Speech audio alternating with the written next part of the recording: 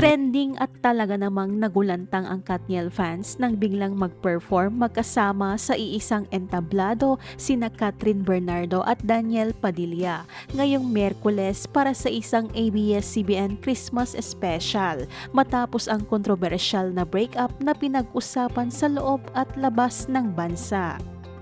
Ito ay naganap sa Forever Grateful The ABS-CBN Christmas Special 2023 sa Araneta Coliseum o The Big Dome.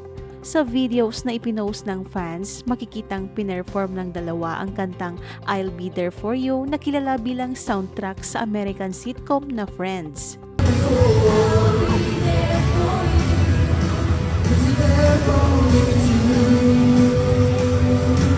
Ito ang unang public appearance ng dating real-life couple matapos ang naturang breakup.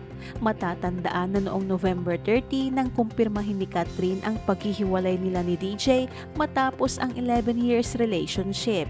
Isang balitang ikinalungkot ng marami lalo na ang mga Katniels. Gayunpaman, ipinakita ng mga fans ni na Catherine Bernardo at Daniel Padilla kung gaano sila kasolid kahit naghiwalay na ang kanilang mga idolo. Dumagsa ang kanilang mga fans o Katniels para ipakita ang kanilang suporta.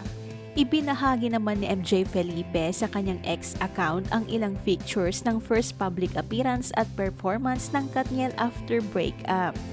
Kumalat din ang ilang videos nila backstage kung saan nakitaan pa rin sila ng sweetness sa isa't isa. Nandyan yung nagkakatinginan pa at nagbubulungan.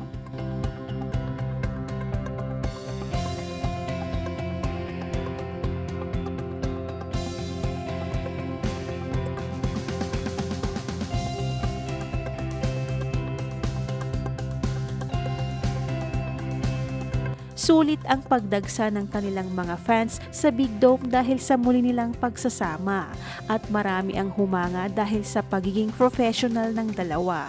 Ang ilan ay naiyak pa. Narito ang ilan pang reaksyon ng mga fans. Work is work si Kat, professional si Akla. Hirap mag-move on sa dalawang to, my God. Hi, ang makitang okay si Catherine, okay na rin ako. She's a sweetheart. Hopefully, after this, they can go and do their own things on their own. Nakaka-excite din makita how Kat will shine going solo. Grabe na to, andyan pa rin yung love nila sa isa't isa. DJ, come back na kayo please. I'm so scared for Kat, but the love is still there. Grabe sila, nakakakilig talaga.